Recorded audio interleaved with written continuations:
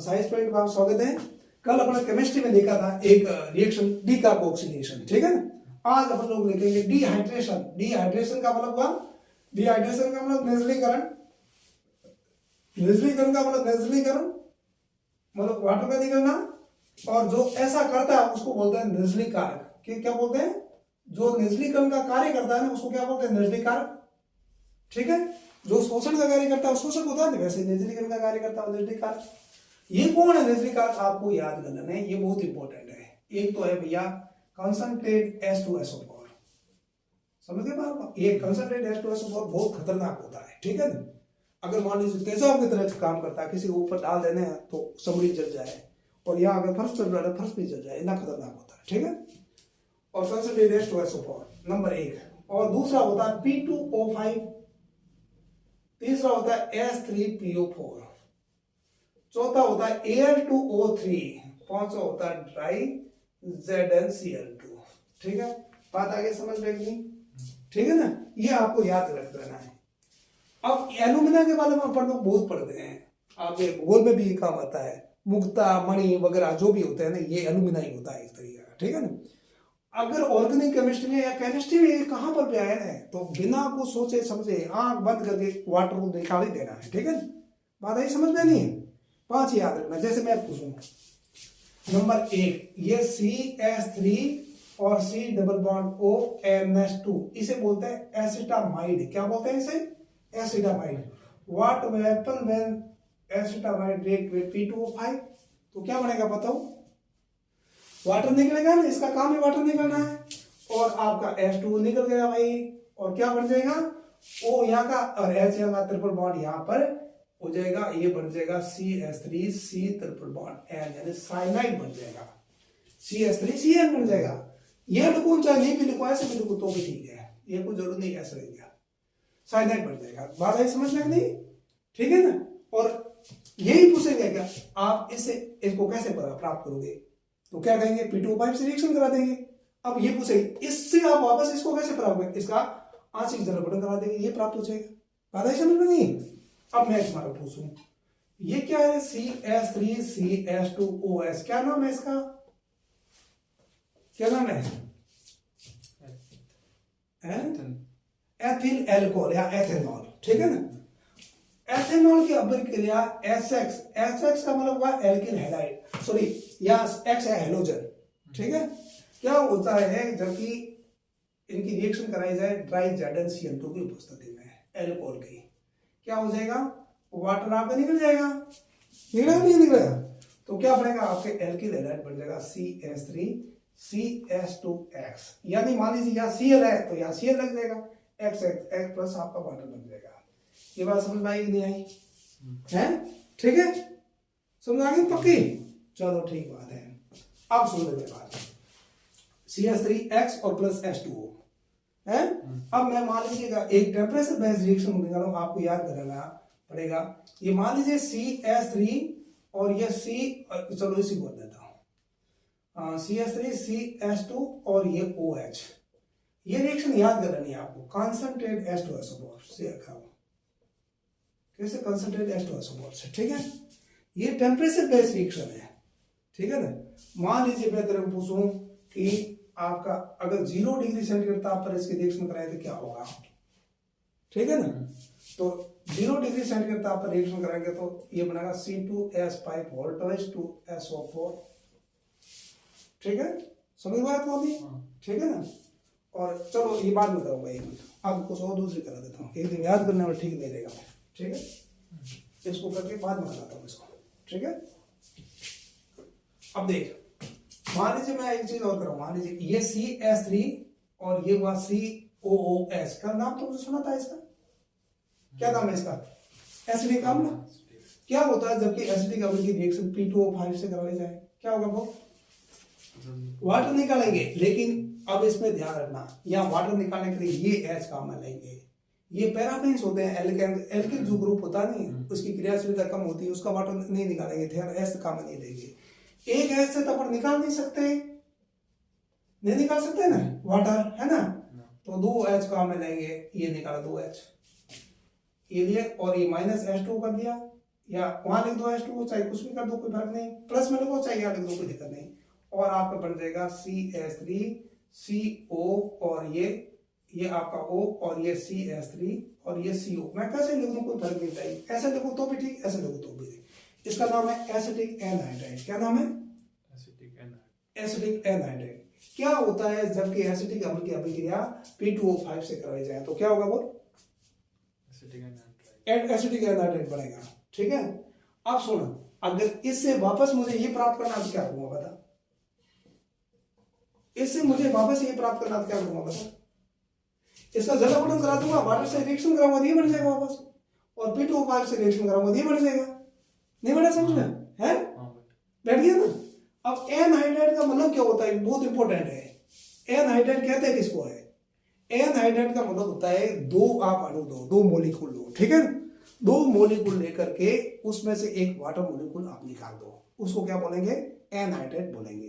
बात आई समझ में नहीं?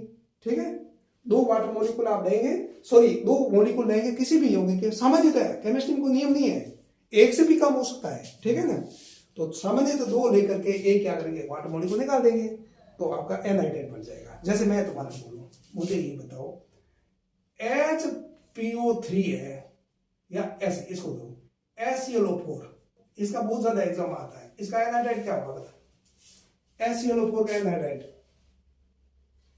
एनहाइड्राइड का मतलब क्या होता है? एनहाइड्राइड का मतलब होता है दो मॉलिक्यूल लो, उसमें से एक वाटर मॉलिक्यूल निकाल दो, इसमें एक H है, एक से तो वाटर निकलेगा नहीं, तो आपको दो लेने पड़ेंगे, तो HClO4 ले लिया, तो आपका क्या बन जाएगा? Cl2O7 बनेगा नहीं बनेगा? अरे माइनस वाटर करेंगे क्या बनेगा? तो एग्जाम क्वेश्चन आता है HClO4 का एनहाइड्राइड क्या होगा? क्या होगा? Cl2O7। ये समझ आई बात नहीं? ठीक है, अब देखना, एक होता है HClO3। HClO3 का एनहाइड्राइड क्या होगा बता दे? HClO3 का एनहाइड्राइड क्या होगा? HClO3 का एनहाइड्राइड होगा, दो मॉलिक्यूल लो, तो Cl2O5 होगा नहीं होगा? अब तुम बता HClO2 का क्या होगा एनहाइड्राइड? Cl2O3 होगा कि नहीं होगा? हाँ, ये एनहाइड्राइड होगा। और HClO का क्या होगा? SOCl का क्या होगा एनहाइड्राइड? Cl2O होगा कि नहीं होगा यार? होगा नहीं होगा? दो ले लेंगे वाटर मॉलिक्यूल, Cl2O हो जाएगा। बात है समझ में नहीं? अब मुझे बताओ तुम, ये HNO3 है, इसका एनहाइड्राइड कौन सा होगा बता? HNO3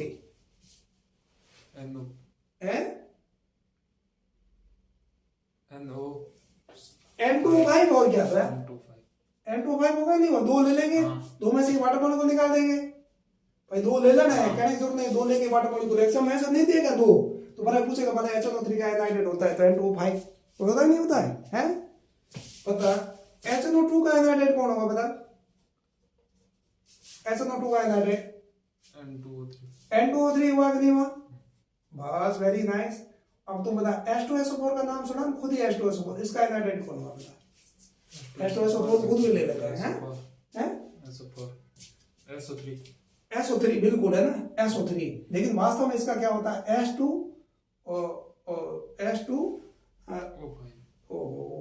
यहाँ इसको ऐसे लिखते हैं H2O7 है ना, कितना हो गया?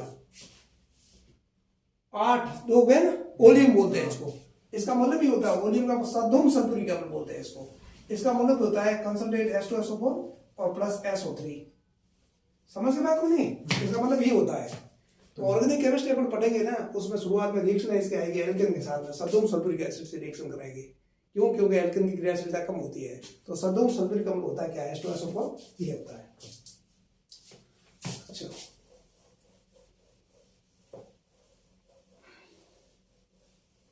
एक और करता हूं, मुझे ये बता, ये H2SO3 है ना, इसका एनहाइड्राइड क्या होगा बता? H2SO3 H2O4 SO2 H2 निकाल दिया, क्या दिक्कत है? हो गया ना? अब मुझे बता SCOOH है ना, इसका एनहाइड्राइड क्या होगा? CO कार्बन मोनोऑक्साइड है ना, कार्बन मोनोऑक्साइड। इसमें क्या होता है? दो अणु दे दो, मान लीजिए दो अणु दिया, ये बना दिया अपना एनहाइड्राइड, ठीक है, ये अस्थायी होता है, टूट जाता है वाटर और CO2 में, ठीक है, CO में, ठीक है, ये टूट जाता है। अब बैलेंस में कोई दिक्कत नहीं, जिन्हें बोले को बैलेंस करना आपको आगे सिखाएंगे, ठीक है ना, समझ मेरी बात को नहीं? हाँ, ये हो गया। तो SPO3। अब तो मुझे बताओ SPO3 का क्या होगा एनाइड्रेट? SPO3 हाँ P2O4 हाँ, P2O5 होगा कि नहीं हुआ? अब एग्जाम में ऐसा नहीं देगा कि दो आपको देंगे, ऐसा नहीं देगा, आपको खुद नहीं करना। एग्जाम बताएगा कि इसका मान लीजिए कि एसिडिक अम्ल की रिएक्शन P2O5 से क्या होते हैं, होता है तो क्या होता है कि ये होता है, ठीक है, ये बात आएगी समझ में? अब मैं तेरे को पूछूं, मैं तेरे को पूछूं C2H5OH है ना, इसका एनाइड्रेट कौन सा होगा?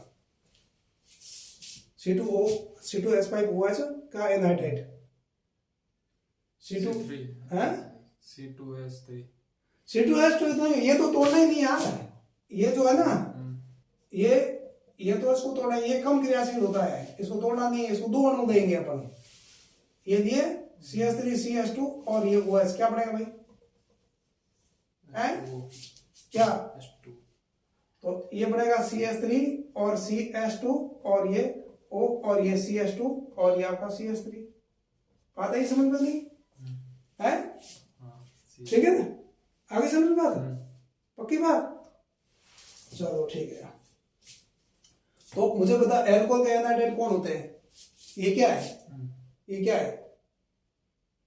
ईथर, ईथर है ना, डाई एथिल ईथर। तो एल्कोहल का एनाइड्रेट कौन होता है? ईथर होता है। नहीं बेटा समझ में? आगे समझ में? एल्कोहल का एनाइड्रेट कौन होता है? ईथर होता है, ठीक है, एल्कोहल के एनाइड्रेट होते हैं ईथर।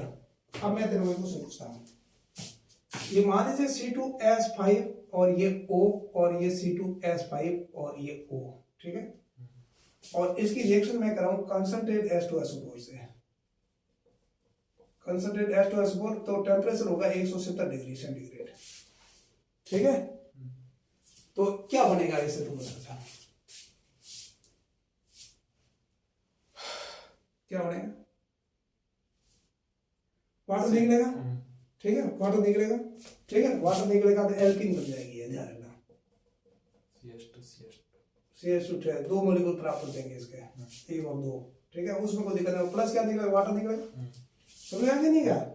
क्यों? अपने को कैसे पता पड़ा? अपने वैसे पता पड़ा कि कंसंट्रेट H2SO4 का काम ही वाटर निकालना। अगर मान लीजिए कि मैं एल्यूमिना ले लूं, यहाँ पर Al2O3 ले लूं, ठीक है ना, तो आपको टेम्परेचर ज्यादा लेना पड़ेगा, 350 डिग्री सेंटीग्रेड के आसपास लेना पड़ेगा। समझ आएगी बात को नहीं? ठीक है, पक्की बात आगे नहीं है? तो ये निर्जलीय कारक कौन कौन से हैं, ठीक है, ये अपने को बहुत अच्छी तरह से पहले देख लेना है और इनका क्या काम है, और उसके बाद में अपने को ये देख लेना है कि ये जो है ना आपके एनाइड्राइड क्या होते हैं। एनाइड्राइड का मतलब होता है कोई भी अणु होता है ना, उसमें से एक वाटर मॉलिक्यूल, सामान्यतः एक वाटर मॉलिक्यूल निकालते हैं, कोई जरूरी नहीं है एक, दो भी निकाल, सॉरी दो अणु भी ले सकते हैं, एक में निकला तो सही, नहीं तो दो से निकलेगा। और HClO4 का तो खूब एग्जाम आता रहता है कि HClO4 का एनाइड्राइड का क्या नाम है, तो क्या HClO4 के एनाइड्राइड का क्या नाम हो जाएगा आपके?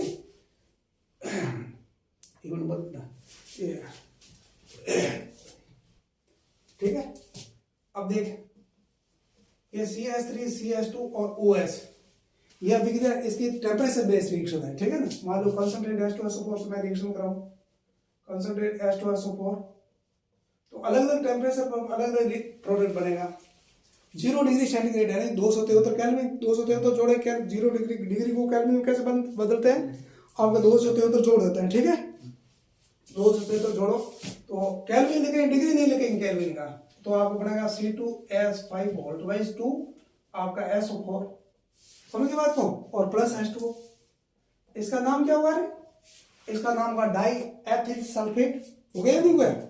अब मान लीजिएगा, और इसी की रिएक्शन में कंसंट्रेट H2SO4 से कराऊं, कंसंट्रेट H2SO4 से तो 110 डिग्री सेंटीग्रेड टेम्परेचर, ठीक है, 110, तब आपको बनेगा एथिल हाइड्रोजन सल्फेट, समझ गया नहीं है? और प्लस आपका वाटर तो बनना ही है, सभी में लिखने की जरूरत ही नहीं है।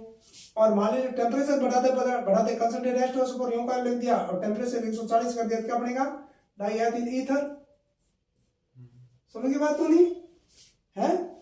और मान लीजिएगा टेम्परेचर बढ़ाते सांद्रता H2SO4 है और 170 जाऊं तो सेंटीग्रेड, तो और केल्विन में चेंज करेंगे तो 170 प्लस तो उत्तर कितने हो गए 443, ठीक है।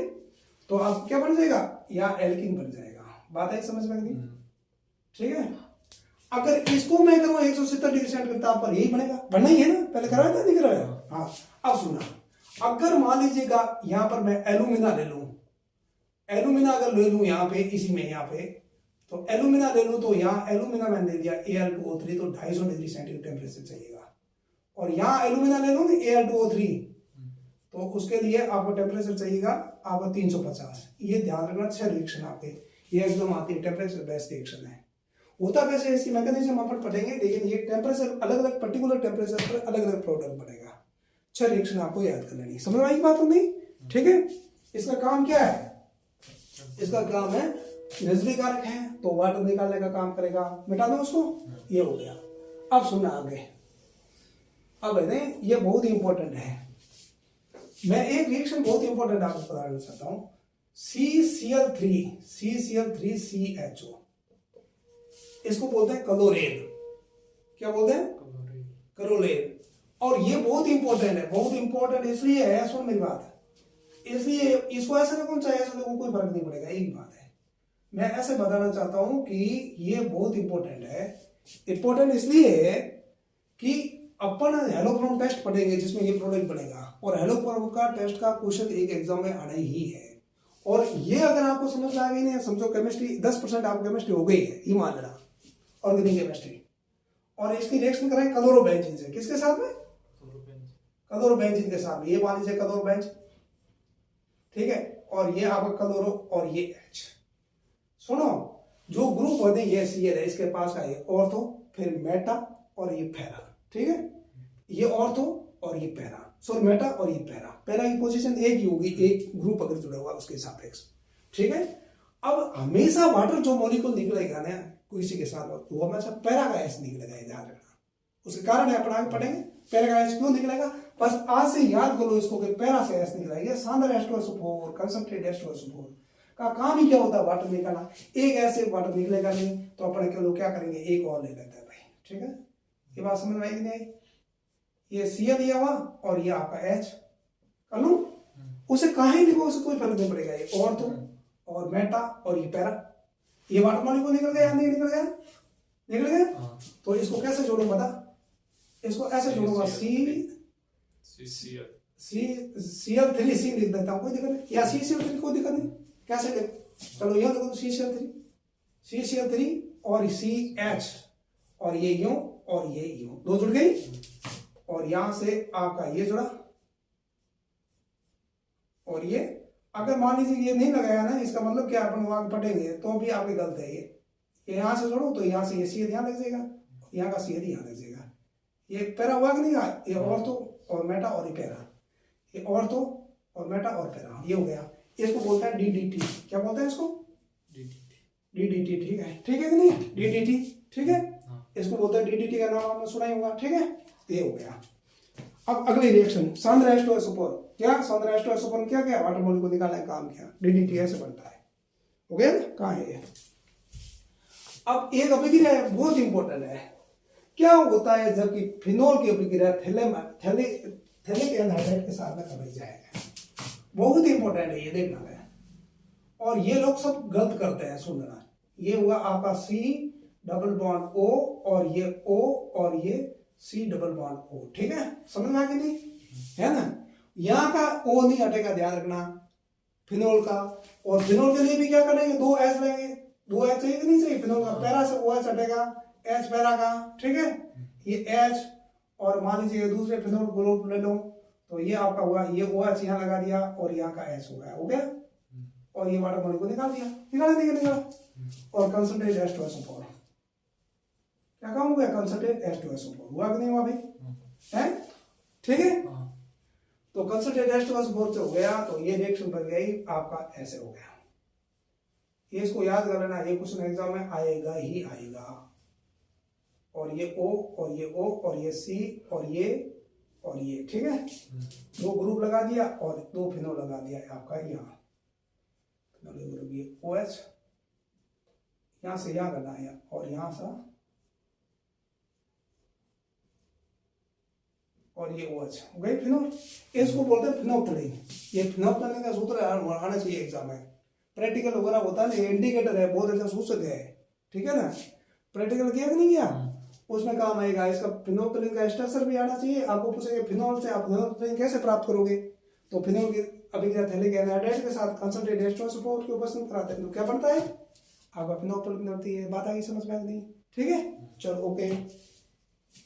तो DDT कैसे बनाए समझ में आ गया, और फिनोप्टलीन कैसे बनी समझ में आया क्या। सारा का सारा काम कौन कर रहा है, निर्जलीकरण हाइड्रेटिक एजेंट। अब सुनना भाई, अब मुझे पता CH3 CH2 और CH2 ये OH है, क्या नाम है इसका, इसकी अभिक्रिया मैं कंसंट्रेट एस्ट्रोन सपोर्ट से करा रहा हूँ, ठीक है, और गर्म भी करना पड़ेगा।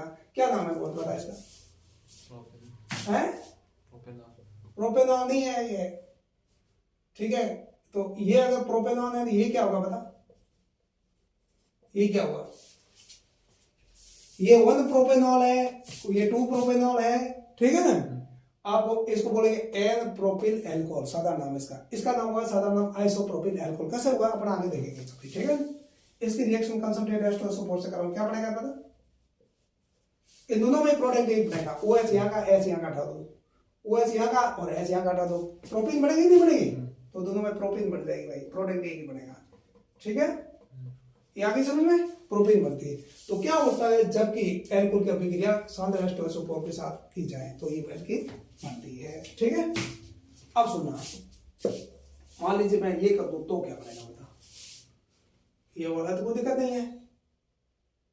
अब बाकी वाला कल मैं बताऊंगा, आज इस यहाँ ही से कर देता हूँ। यहाँ ये COH हो गया और प्लस CH3 हो गया, ठीक है। अब इससे क्या बनेगा बता, क्या बनेगा, इसका नाम क्या पहले दिए बता, साधारण नाम क्या है, साधारण नाम क्या है।